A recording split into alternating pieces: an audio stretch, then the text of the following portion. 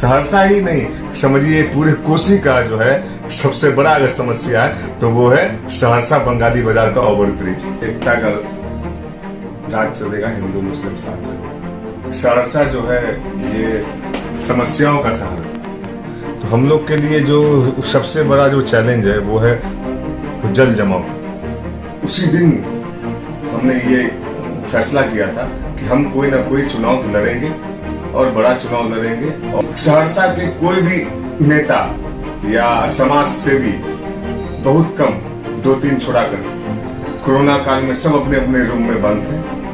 तो जनता के आशीर्वाद से हम गुड्डू से गुड्डू हयात बन करके हम डिप्टी मेयर बने। कोरोना काल में अपने माँ को खोया है, क्योंकि पहले हमको कोरोना हुआ था, हमसे मेरी माँ को हुआ तो मेरी माँ का देहांत हो गया था। तो जो बूढ़े बुजुर्ग या महिला है तो वो हमको छू कर बोलती थी अच्छा तुम गुड्डू हयात हो, नाम सब जानता था, फेस रूबरू नहीं हो रहे थे।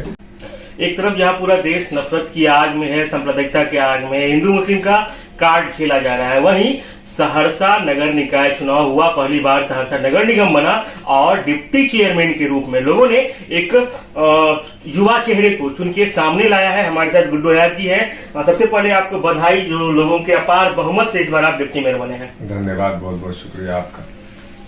लोगों ने चुना, विश्वास जताया। सबसे पहले हम चर्चा करेंगे, आपने एक नारा दिया था, क्या था वो नारा? एकता का राज चलेगा, हिंदू मुस्लिम साथ चलेगा। नारा आपने दिया, लोगों ने बहुत पसंद किया और आपको अब कुर्सी पर लोगों ने बिठाया डिप्टी मेयर के रूप में जी। क्या विकास लोगों की उम्मीद पे कैसे खड़ा उतरेंगे, क्या विकास सहरसा का होगा? देखिए, सहरसा जो है ये समस्याओं का शहर है, तो यहाँ बहुत सारा जो है विकास जो है वो रुका हुआ है।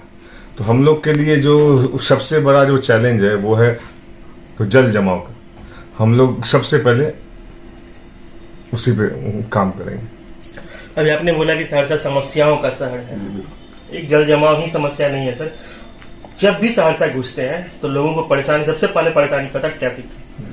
मतलब कि अगर सहरसा घुसते हैं और एमएलटी कॉलेज से लोगों को बस स्टैंड आना होता है, एमएलटी कॉलेज से डीबी रोड आना होता है, तो 3 घंटे लगते हैं आने में जी। वो जो है तो वो जो ओवर ब्रिज का है समस्या, जो सहरसा का सबसे बड़ा समस्या है। सहरसा ही नहीं समझिए पूरे कोसी का जो है सबसे बड़ा अगर समस्या है तो वो है सहरसा बंगाली बाजार का ओवर ब्रिज।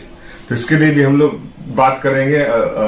हम लोग को जहां जाना होगा, पटना, दिल्ली या फिर हम लोग से भी जो भी होगा, चाहे उसके लिए कि हमको मेयर साहिबा के साथ जाना पड़े या फिर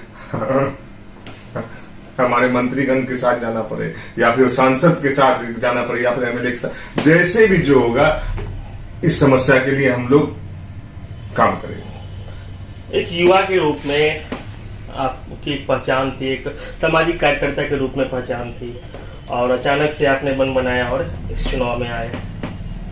क्या सब पीछे, उसके पीछे कारण रहा कि अचानक से चुनाव में आने का?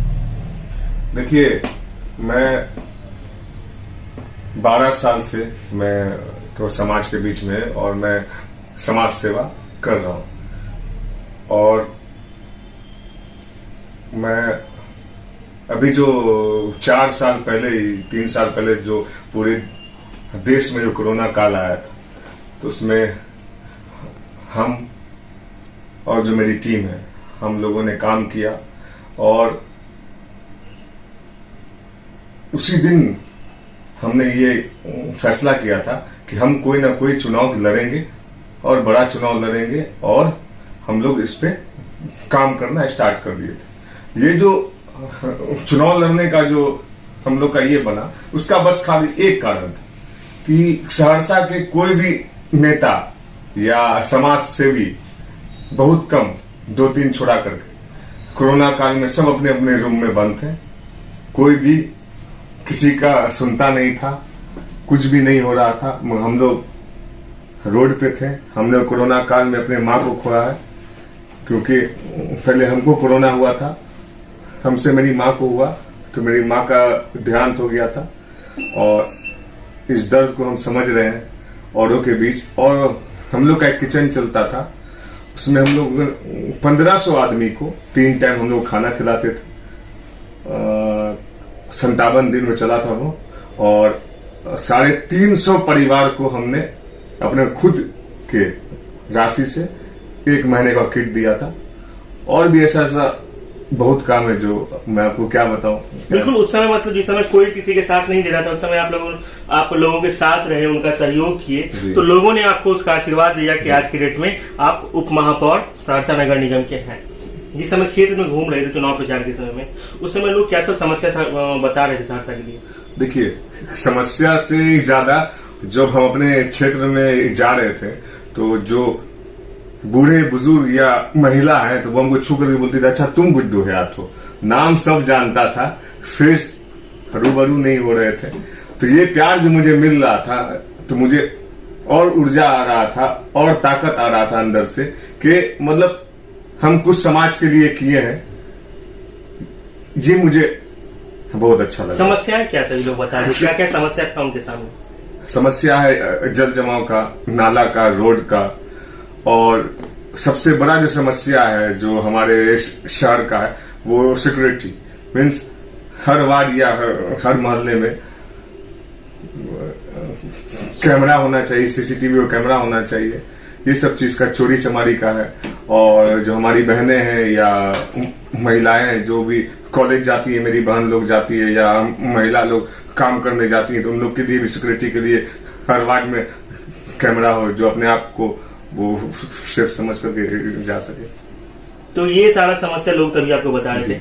इन समस्याओं को दूर करने के लिए मास्टर प्लानिंग किया आपके पास? देखिए, ये समस्या के दूर करने के लिए जो मेरा सबसे बड़ा जो मास्टर प्लानिंग के बारे में हम लोग का ये हो रहा है, बात हो रहा है, वो है जल जमाव का। हम लोग इस पे बात करेंगे। अभी भी 10 मिनट पहले अभी थी मेरे साहबा एक इसमें आई थी, तो उसमें भी हो रहा था चर्चा कि हम लोग को ड्रेनिंग वाला कैसे ये किया जाए, जो पानी का समस्या कैसे क्या हो जाए। तो बोली कि कल छोड़ दो बकरीद, उसके बाद हम लोग बैठ करके बात करेंगे कैसे क्या किया जाए, ये किया जाए। क्षेत्र में जब तक हमारी टीम लगातार घूम रही थी, एक जो बड़ा समस्या निकल के सामने आ रहा था, लोग खुल के बता रहे थे, आवास योजना हो, शौचालय योजना हो, या इस तरह का जो भी योजना है सरकार का, कमीशन खोरी के भेंट चढ़ गया। तो आपके नगर निगम पर भी एक बड़ा आरोप लग रहा था, लोग लगा रहे थे कि कमीशन खोरी बहुत ही ज्यादा स्तर तक चला गया। उसको कैसे दूर करेंगे? आज मेरा फर्स्ट डे ऑफिस था, आज मैं गया परवार गया, तो मेरा जो पहला कॉल था तो वो आवास जो देखते हैं हमने उन्हीं को किया था कॉल, क्या कैसे क्या हो रहा है, हमको लिस्टिंग चाहिए, जो अभी आया नया फेज आया क्या होगा। और मैं खुद से जा करके मैं कोशिश करूंगा कि वो ज्यादा से ज्यादा जा करके मैं ये करूं, विजिट करूं कि वो सही जगह जा रहा है या क्या उसमें हो रहा है, कमीशन हुआ है या नहीं लिया गया, या क्या लिया गया, कौन लिया है, या घर बना हुआ है उस पर इंदिरा आवास तो नहीं उठ गया है। ये सब चीज जांच होगी 100%। इन चीजों का जांच करवाएंगे। आपने बताया कि पहले दिन आज आप ऑफिस गए थे, पदभार कल आपका शपथ ग्रहण हुआ, आज पहला दिन था ऑफिस का। क्या सब चीज वहाँ समझ में आया, क्या सब चीज देखे हैं और क्या क्या एक्टिविटी रहा जो वहाँ का? देखिए, वहाँ जो हमको ये फील हुआ, जो परमानेंट स्टाफ जो सिर्फ 3 है, वो भी बढ़ाने की बहुत बड़ा इशू है, क्योंकि 2.25 लाख की आबादी है और 3 स्टाफ परमानेंट, और जो भी है तो सब कॉन्टेक्ट पे या जो भी है, हम तो अभी इतना हम नहीं समझ पाए, मगर परमानेंट स्टाफ 3 है, तो ये बढ़ाना बहुत जरूरी है। जब तक स्टाफ नहीं बढ़ेगा तो समस्या दूर कैसे होगी। अंत में जो आपकी जनता है, सहरसा नगर निगम की 46 वार्ड की जनता जो आपको इस समय वीडियो में देख रही है, उसके लिए क्या मैसेज देना चाहेंगे? देखिए, जनता मालिक है मेरे लिए, और वो जनता की बदौलत हम यहाँ हैं। इसीलिए 194 बूथ पे मुझे हर बूथ पे वोट पड़ा, प्यार मिला, और जनता के आशीर्वाद से हम गुड्डू से गुड्डू हयात बन करके हम डिप्टी मेयर बने। तो हम जनता से हम यही चाहेंगे कि मतलब आगे भी हमको ये प्यार मिले, आशीर्वाद मिले, और हम आपके हर किए हुए हम वादे पे हम खड़े उतरेंगे, ये हम आप लोगों को भरोसा दिलाते हैं। तो जनता को जो उन्होंने वादा किया है, गुड्डू से गुड्डू हयात बने, जनता को जो भी वादा किया उसको पूरा करने का भरपूर प्रयास करेंगे। हमारे साथ सहरसा नगर निगम के उप महापौर गुड्डू हयात जी थे, खुलकर इन्होंने अपना पक्ष रखा। हमारे इस खबर को फेसबुक पेज पर देख रहे हैं, पेज को लाइक कर लें, यूट्यूब पर देख रहे हैं, चैनल को सब्सक्राइब कर लें।